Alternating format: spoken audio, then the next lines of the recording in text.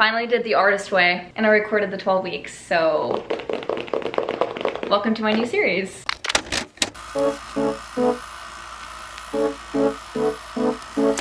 If you clicked on this video, you probably know what the artist way is, but if not, it's like a creative workbook. Julia Cameron is the author. She sets the book up in 12-week programs almost. Each week you're working through something different. To help myself process my feelings throughout the 12 weeks, I recorded my life while working through this book. So sometimes I'm just talking to you guys like this, sharing my thoughts. Sometimes I'm out and about, vlogging, hanging out with friends, going home, traveling, whatever. I find that it's really nice to hear somebody say aloud what you're thinking in your head. So if you're reading the artist way, it might be helpful if you read your chapter, go through your week, and then watch my video, or vice versa. I usually liked to supplement the reading for the week with the video after I went through my week because I didn't want it to affect the way that I thought about it. So I suggest that, but you do what is helpful for you. 12 weeks is 3 months, which is a long time to dedicate yourself to something. I highly encourage you to do it though, because it is very rewarding. I definitely did not do this journey perfectly. Sometimes a week in this book took me 2 to 3 weeks. I'm a pretty anxious person, but I try not to show that part of me a lot when I'm making my YouTube videos. In vlogs, a lot of the times I'll cut out parts where I'm anxious, but this series I didn't hold back. I wanted to cut a lot of it out, but I decided to just like let it be what it was. Anyway, let's go ahead and get started. This is week 1 of the artist way. By the time you're seeing this means that I'm fully like going full force in it. But I want to be a singer, I think. And I say I think just to soften the blow. Music just makes me so happy. But also, so does YouTube. For so long, I said I'm gonna do YouTube so that eventually I can do this music thing. And it's just been taking me so long. And it's stressing me out that it's taking me forever. And everybody keeps talking to me about, well, niche down and make sure you're posting every day. And you have to be more consistent. You have to do this because people want this. I'm just like so annoyed. So annoyed. The idea of posting on social media, it just barely brings me joy as it used to, and it's been like that for a while, and I get anxious posting, and just everything that I love and genuinely feel myself in is the life of an artist, like a singer-songwriter, but in the same breath I doubt it, and it's the most confusing feeling ever. I'm just so scared to fully trust in myself and believe in myself that I can do that, because it seems like so far off. But I have so many people in my life who would support me either way. I'm like my worst enemy. I am the only one in my life believing that I can't do this. I am scared to give this dream up so bad. I get paralyzed at the thought of it because it scares me to stop pursuing the idea alone. It's so scary. I'm so scared. I feel so silly crying about this. I was reading the first chapter in The Artist Way. The highlight is what I already did when I first tried reading it. It's hitting me differently now that I'm reading it in this stage in my life. And in one of the exercises, you're told to write down the blurts, which is just like the negative thoughts that pop up when you write your creative affirmations. My blurts when I wrote, I, Lauren Taylor, am a brilliant and prolific singer-songwriter, was, you are so delusional. You're not even that good for real. You're being silly. You're too old. You don't have what it takes. You won't be able to work hard enough for it. You can't even practice as you should. How do you expect to be an artist? The crazy thing is that she doesn't make you stop there. She tells you then to write down, whose voice do you think this is? She said, if you're having a hard time knowing exactly where they're coming from, write down everybody that influenced you in your life and do it by 5-year increments. I wrote so many people down. Something that I underlined very specifically was praise team, which was something that I joined at my high school. All of the things that I underlined gave me these beliefs of incapability within music or feeling like a bad person. And then I wrote just 20 to present, which is I'm 22, so for the past 2 years, who my influences were. Everything was positive here except for one person and kind of people that I wrote down that affected me very negatively in the past 2 years. Basically, I'm in New York City. I'm subleasing a room with my roommate that I met abroad. So I'm only here till the end of July. And I'm at a point in my life where I'm figuring out whether I'm gonna stay in New York or if I want to travel more. And I was fine with that. And then in the past week, I really was like, okay, I think I've solidified what I want to do with my life, because if I look back 5 years from now and I am still not where I want it to be and I still feel this way, I'm going to regret it so much. I already feel so old. I know it's going to be even harder for me to tell myself at 27, yes, because in 5 years I'll be 27. It's going to be even harder for me at 27 to believe that I'm going to be a singer-songwriter or do anything in music ever. It's already hard for me now, and I'm only 22, which, me saying that, I don't believe that. I'm just saying that because I know people are going to be like, you're so young, girl. I actually don't think it's ever gonna click with me that this is young. Until I'm older, my 20s have already passed, I'm not gonna believe this is young. You can tell me all you want, and I will tell you, yeah, no, I know I'm young. I know it, but I don't believe it. There's a difference. So I'm debating on going to Paris, okay? I get to just go for a month, and that was my plan, and I kept saying it to everybody. And then it came to today when the guy said, here, you have time to reserve it. And I freaked out because I was like, wait, is this gonna derail me from doing music? Just all these things in my head were going around. I don't want to put all of my eggs in one basket, but I have been. Eggs in the basket meaning YouTube. Oh my gosh, wait, I'm gonna read you guys something that I wrote. This is what I wrote after reading about how to recover a sense of safety. It's two people talking, but the person is really myself, and I'm just kind of asking myself questions. What am I afraid of? To take music seriously. Why? What will happen if you do? I'm not sure. What if I fail? What does failure look like for you? Not becoming an artist. Then you've already failed before you even try. So why not try? My life will change. Do you expect to become who you want by staying stagnant? No. Well then, I've got passions I've been putting all my eggs in. Who said you can't start a new basket? I don't know why that makes me so emotional. Like, I'm so scared to pivot. I do tell myself, like, am I just doing this because I'm scared to do something else that I know is really my purpose? Am I just going through this era in my life where I'm in turmoil because I'm starting to shed an old version of me? Yeah. At the end of the day, it's a good thing, I believe, that I'm thinking now, wait, maybe I shouldn't go to Paris because maybe it's going to affect my future career in music, because I'm not sure if that's the best thing for me to go do. Am I going to be writing music? I don't believe that I would. I don't have instruments. I don't believe that I would like allow myself that time. So I kind of still need to prove that to myself. And I think I'll prove it in the coming months, but to book this now would be, I think, just ridiculous. So that's a positive. A week ago, I was like, yes, I want to go to Paris, not even thinking about, wait, but music. That means that I am taking this music thing seriously. If God could literally just tell me now, if he walked through that door right now and said, you're not meant to go to Paris, you're actually meant to move back home, I'd be like, book my ticket. And that's enduring religious trauma and all. I mean that fully with my chest. If Jesus walked in that door and told me how my life would play out and what I need to do to get there, you best believe I'm following every single step. I feel silly saying I'm scared. Like, why am I scared? Scared of what? Like, what are you scared of? I'm scared of failing, okay? You're currently, in your terms, failing. My life will change, okay? I have all these passions, okay? Use them. Like, why can't I be multifaceted? Who said I can't be multifaceted? Who said that all of these different things that I enjoy and love and all this video creation, like, who said it's not gonna benefit me in my future? I really need it, like right now, so. God, I'm so excited. Like, I've low-key been giggling and kicking my feet. Sometimes just get into realizations that I am just a girl in my 20s and I'm in my New York City apartment.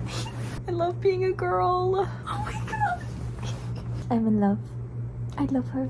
Like, this makes me excited for life. Everyone and their mom is at Coachella right now, and I was looking at Charlie XCX and Lorde and Billie Eilish perform. They're just girls having fun, and they're just girls having fun that can sing and dance and bring energy. And it's having a singer perform and just service the audience. Oh my gosh, I want that so bad. That must feel euphoric. Guys, my head was being so mean to me today. I need to make it its own entity, its own being, so that I can push it to the side. Because I don't like being friends with people who are mean to me, obviously. Like, girl, stay in your lane. Nobody wants you here. I was feeling so envious today looking at people at Coachella. I used to fear saying that out loud, but I envy things that I really want in my life. And it's these random people that I don't even know. And it has nothing to do with the person, it's just the thing that they have that I crave so badly. There's this like envy that eats away at me. I am trying a new thing now where I'm just saying everything that I'm feeling in my head, saying it out loud, obviously in a private space. I'm not like telling everybody what I feel all of the time. I am recording this video. And I'm saying it out loud and I'm being brutally honest with myself. I wrote many poems today. That's all I had to say. That's all I had to say. Just that. Just that. The artist way is really kicking my butt. I was laying in my bed like all day today, having a really hard time getting up. And I've just been having a really difficult time posting on social media lately. And I don't know where the shift came from. It's seeming like more of an effort every day to post on social media, and before it used to be something that was really exciting to me. I don't know, I just feel guilty about it because I moved here and I was so excited to film my experience and I was so gung-ho on YouTube, and I feel like I'm giving up on it in a sense before actually giving up on it. I'm like detaching myself emotionally before I detach myself physically, and I think it's gonna take me a long time if that's the route I end up wanting to go to. It just feels really weird. But it's not like YouTube itself. I love posting on this platform and I love talking with you guys and making videos. I just feel like this might be a shadow dream.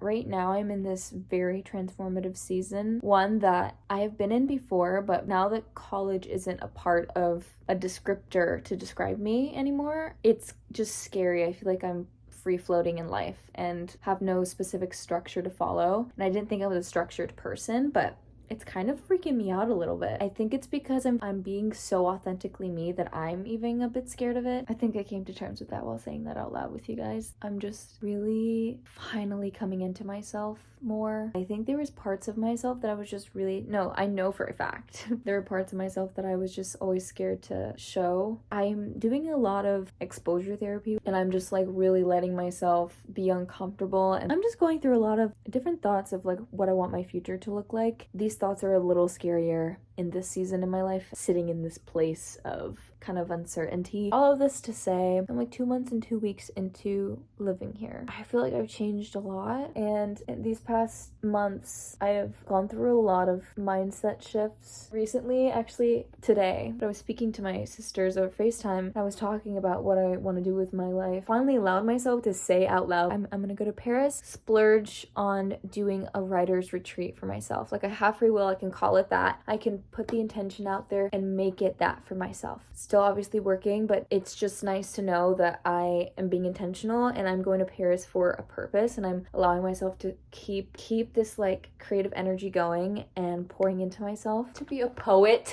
in Paris. Girl,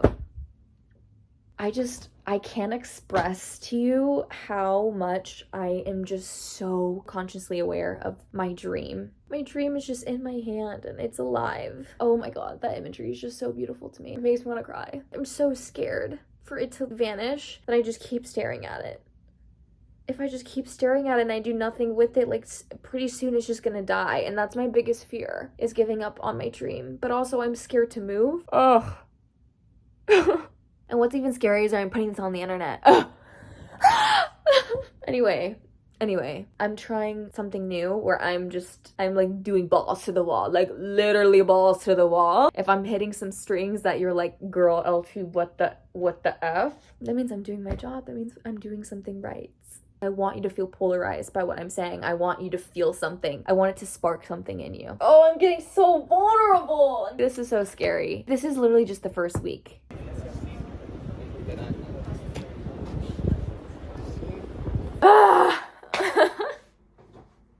I'm fighting demons in my mind today. I just want to enjoy my life. I feel like it's a constant battle. Like I'm going actually cuckoo crazy insane. I'm literally just cutting broccoli. Like I'm just trying to meal prep. I have already cried like 2 times today because I'm just so in my head. It's not as bad as it has gotten in the past. Girl, just want to know what I'm doing, and when I don't know what I'm doing, I just don't want to feel frustrated, and I don't want to have to keep reminding myself every single time I get this way and I freak out about my life that I'm okay. I cut up my broccoli.